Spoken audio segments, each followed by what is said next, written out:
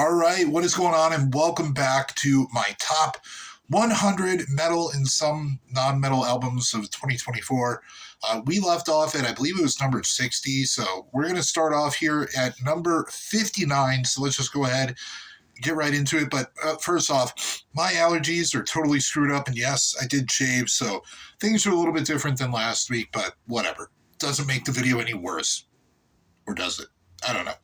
Number 59, we have Morbid Saint with Swallowed by Hell. These thrash metalers have been laying low for over a decade. I think it might have been like 2 decades. Correct me if I'm wrong in the comments, since they last released an album, but I ain't mad that they did it because this is an absolute banger. Really, really good thrash metal. A little bit of old school, but it's too polished for it to really sound like it came out of the early 90s or late 80s, but I am okay with that because I personally do like thrash that has pretty clean production. I don't mind the gritty stuff, but really good album. Check it out if you like some of that old school / new school thrash. 58 is Manacora with Mycelium. I think that's how you say it. This is a very dark, progressive power metal band. I got into them probably about 5 or 6 years ago with Nevermore, almost at the same time. Great band. Kind of sounds a little bit like Hansi Kirsch from Blind Guardian, but he's not really as good as Hansi. But I will tell you that it's a really good record, and you should definitely check out Manacora's new one. Then in 57, we have Hell Butcher with their self-titled Hell Butcher. It's black metal. The frontman, I forgot what other band he's from, but oh my god, this is just some really fun mid-tempo black metal. Nothing too technical. Very catchy, though, and hooky for black metal. I definitely do like it, and the production is absolutely phenomenal. Number 56 is Witherfall with Sounds of the Forgotten, another progressive power metal band. Love this band. I have one of their albums. I forgot what the name of it is, though, but man, this is a catchy album. I don't know if it's quite as good as the one that I own. I need to spend a little bit more time with it, but it certainly is phenomenal. So check out Witherfall with Sounds of the Forgotten. Number 55, this is a hard rock band. I might lose my metal card because of it. It's Eclipse with Megalomanium 2. Eclipse, the lead vocalist, is also the lead vocalist for the band Crown, not to be confused with The Crown, not to be confused with the death thrash band The Crown. Crown. What a voice this guy has, and that really is the key element of this album.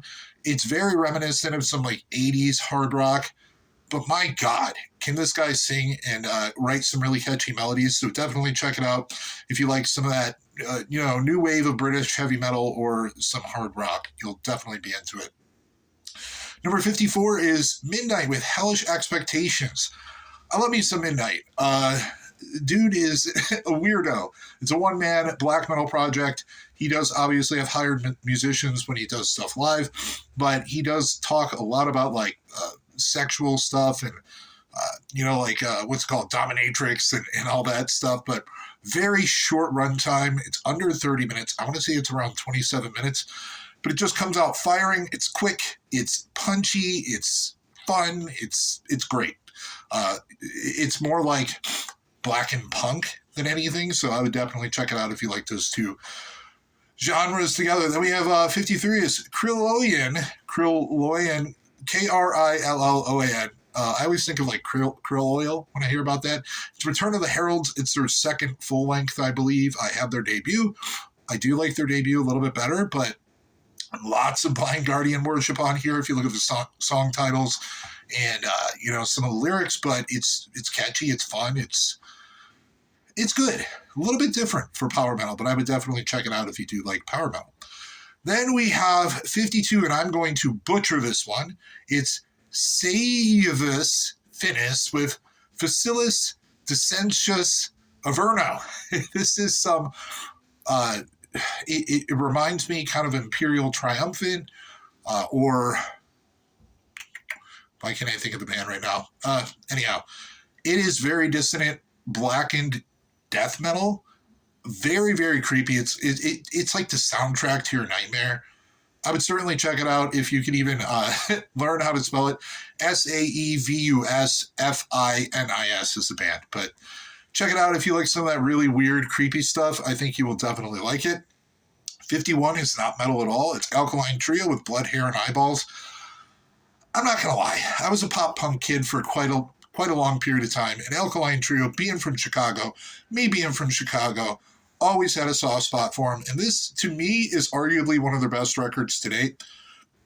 It is so damn catchy. Like, it literally, earworms everywhere. But if you don't like pop punk, you're not going to like it. But I really do resonate a lot with Matt Skiba's darker lyrics. Certainly not your typical pop punk fare, but easily digestible. See what I did there? Food jokes. Number 50 is the new one by Summoning the Lich, Under the Reviled Throne. Now, I'm going to say it right here, and I might get some hate for this. They are, okay, so now I can't even think of the band that they worship. Why is that not coming to my head? From Trevor, from Black Dahlia Murder. Holy bleh. They are doing Black Dahlia Murder as good as, if not better, than Black Dahlia Murder currently does Black Dahlia Murder. And I like the new Black Dahlia Murder record, but I think that Summoning the Lich just crushed it on this album. I have their debut. It's awesome. I don't own this one yet. I'll get to it, but that's coming in at number 50. Number 49 is Gate Creeper with Dark Superstition. Blend of death metal and hardcore. Some people thought that the vocals were really grating and boring and dull. I don't know. This is just like, again, earworm central for a death metal record. It is all very mid-paced. There's really not like much super fast stuff going on here. Nothing super technical, but my God, is it infectious. I absolutely do love it. Absolutely love it. 48 is Tyr with Battle Ballads. We have some Viking-influenced power metal here, and I love Tyr. I love all of their records. Eric the Red was the first album that I heard by them, and they only got better from there on out, and I think that this is probably their best album yet. But again, I need more time with it. It's certainly really good, and that's why it landed right here at 48. Now, interestingly enough, I do see that I did put in 47 Servitude by Black Dahlia Murder, and I think part of that is because I just love Trevor so much. Rest in peace, dude. And the band overall as a whole. I might like Summoning the Lich's album a little bit better, but I think I put it up there just out of respect. I know that's probably not right, but that's probably where my heart was. But it is a good record. I will say that I was very, very pleased with Brian doing so well, taking over vocal duties, because when you take over vocal duties for such an iconic voice as Trevor Strand, holy shit, you got some big shoes to fill. And, unfortunately, we lost him to mental health. And real quick plug here, if you are struggling, you're not alone, but please reach out to someone, because these are things that we can talk about. And I know it's hard, definitely hard to open up, but please do. Number 46 is Glenarius with The Stars Will Light the Way. This is a power metal band out of Japan. Holy smokes. I mean, they have the typical Japanese vocals, that you hear in anime with like those vibratos where it's just like, almost like a sheep or whatever. But the songcraft, the solos, the hooks, the melodies, just so damn infectious. It's just a shame that these things cost like $24 to $26 for a CD to be shipped here. Are you nuts? What do you think? I have Bill Gates? Do I look like Bill Gates? Wait, kind of do. Anyhow, that is number 46. Number 45 is Necrophobic with In the Twilight Gray. I love these black and death metalers. Holy shit, I got all of their albums. I have this one as well. They are so much fun. This is probably not their best record. Well, it's not, but it's good. It's definitely really good. I know a lot of people were let down by it, but again, I love me some mid-paced black metal, black and death metal, if you will. And it just sounds great. Check it out. Number 44. I'm going to lose my metal card again. This is Metalite with Expedition 1. Yes, I've said it before. I have a very, very soft spot for female-fronted symphonic power metal bands, and, well, they just do it well. Well, they do it well. Well, they do. This is a great record. I own 3 of their previous albums, and it's certainly better than Biomechanicals.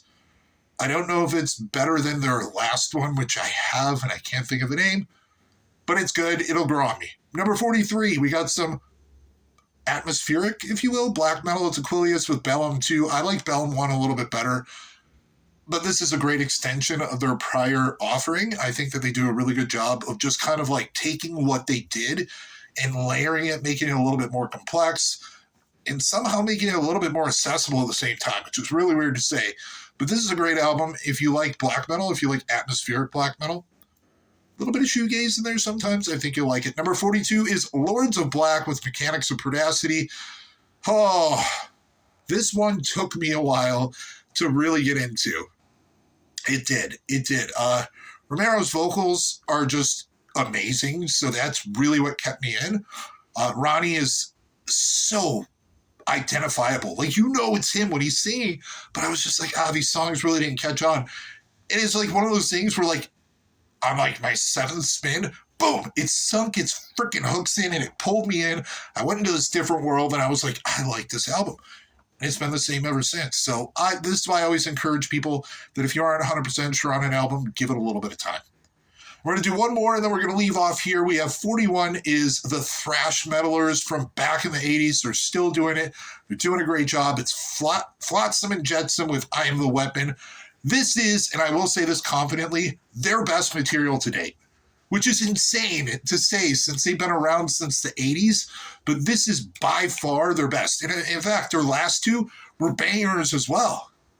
This one, just they keep getting better here. So I don't know where they're going to go from here, but it's not your shouty, like gruff thrash metal. Very, very melodic. It's almost in like a singing sort of tone. You definitely have to check it out. Check out Flotsam and Jetsam with I Am the Weapon. So that is all the way up to number 41. This is taking forever, but hey, if you like these videos, give it a like, subscribe, share it with your grandma and your grandma's dog, because I know your grandma's dog loves metal. I talked to him. Fido loves it. Fido loves bolt thrower. So, and bone thrower. But all right, that was a bad joke. I'm gonna go before you hate me more.